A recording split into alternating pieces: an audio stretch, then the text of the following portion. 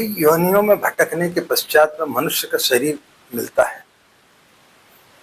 इससे हम अपनी अनंत वासनाओं में जीवन को जब समाप्त कर देते हैं तो अंतिम समय में समझ में आता है कि हमने अपने जीवन को ऐसे ही गंवा दिया। सुबह सुबह एक लोमड़ी अपनी गुफा से निकली।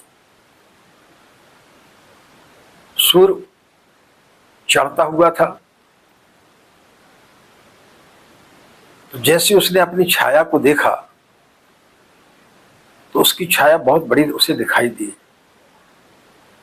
भोजन की तलाश में निकली थी। सूर्य उगता हुआ था तो निश्चित रूप से उसकी जो छाया है वो काफी बड़ी दिखाई दी।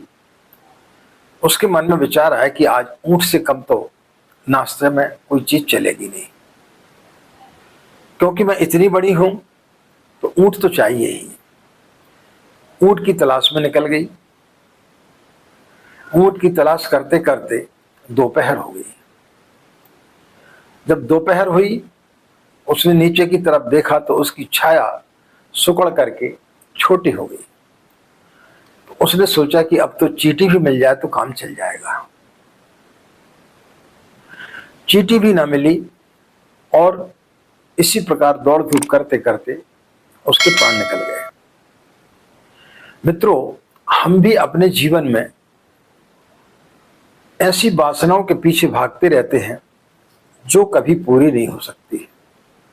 अनंत वासनाओं के पीछे भागते हैं। एक इच्छा पूर्ण होती है, दूसरी उससे बड़ी हम वासना पाल लेते हैं, और जब अंतिम समय आता है तो फिर वो छाया भी दिखाई नहीं देती। फिर हमारे पास में इतना सामर्थ्य, इतनी शक्ति भी नहीं रहती कि हम कोई छोटी सी साधना उपासना भी कर सकें, कुछ अपने जीवन में ऐसे काम कर सकें जो हमें परमात्मा की ओर ले जाए। तो जिंदगी भर हम इन्हीं वासनाओं के पीछे, इस प्रकार से कि लोमड़ी ऊंट को खोजने के लिए निकल गई अपनी छाया को देख करके, तो हम भी इसी प्रकार अपनी छाया रूपी वासना को देख करके और ऊंट जैसी चीज को खोजने के लिए निकल पड़ते हैं और जिंदगी भर उसकी तलाश करते रहते हैं। और जब अंतिम समय आता है तो हमारी छाया भी हमें दिखाई नहीं पड़ती। तो समय रहते हुए व्यक्ति को ईश्वर का भजन करने चाहिए और गायत्री मंत्र का जाप करना चाहिए, क्योंकि गायत्री मंत्र में ही वो शक्ति है जो व्यक्ति की बुद्धि को, विवेक को जागृत करता है।